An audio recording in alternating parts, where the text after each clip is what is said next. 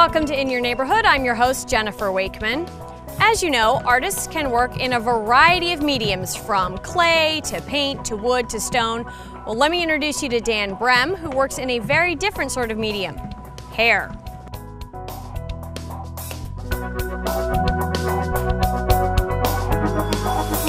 We've all seen the books and magazines at the hair salons that are chock full of photos of different cuts, colors, and styles. This type of editorial work, as it's called in the industry, brings a lot of notoriety not only to the stylist, but also the salon. Now, while some magazines feature shots of celebrity hairstyles, most of the models are regular folks, just like you and me. Recently, University Hair Design in Lewisburg celebrated its 25th anniversary. In conjunction with the anniversary, stylist Dan Brehm created a collection of styles and drew from his client base for models, and that included yours truly. We all knew we were in good hands, though, since Brehm, a stylist for 10 years, is a two-time National Award winner with Goldwell of Pennsylvania. I brought along a camera crew one Saturday in May to film all the preparation that goes into creating a collection to be photographed. It is quite a process from the initial concept to the final result, a process that can take months or even years. Photo shoot was something that I had been wanting to do for about a year and a half now, so I was at home. I mean, I'd already designed a few cuts for the collection, but I didn't have a theme.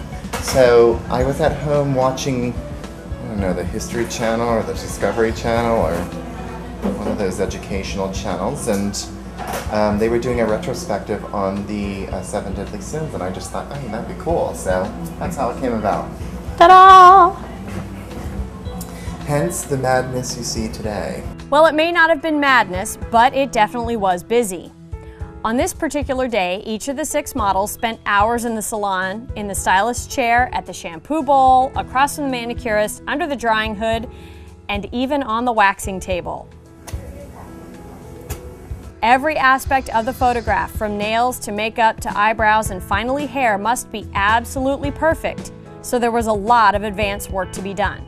In order to complete so much work in such a short time, Brehm called on his sister, Audreen Walburn, for help.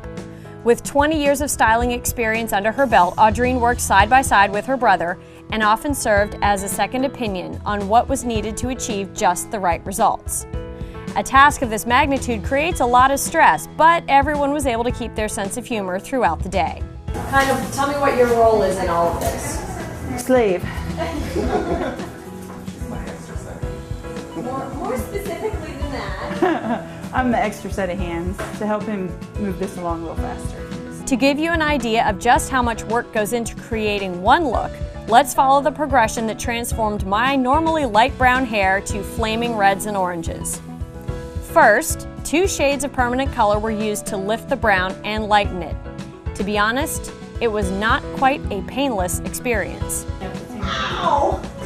So yeah, it might tingle for a little while. Tingle is not the word. I have to say I didn't get a whole lot of sympathy, and after about 20 minutes, it was time to be rinsed out. Once the color was finally rinsed out, Dan blew it dry to see how it came out. But unfortunately, it wasn't nearly vibrant enough.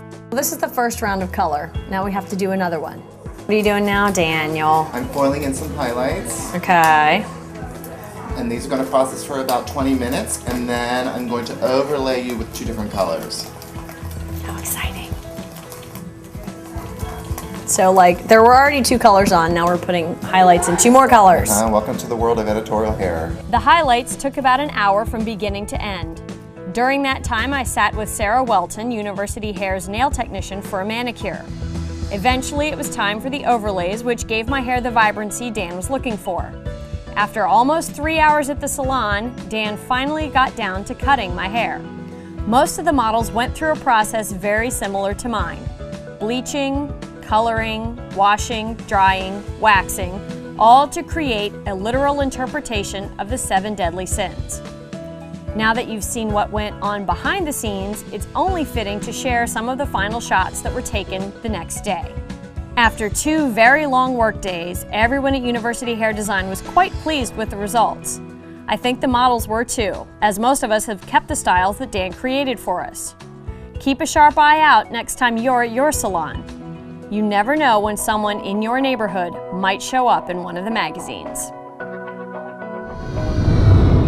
Coming up next, we'll take you on a walking tour of historic downtown Milton.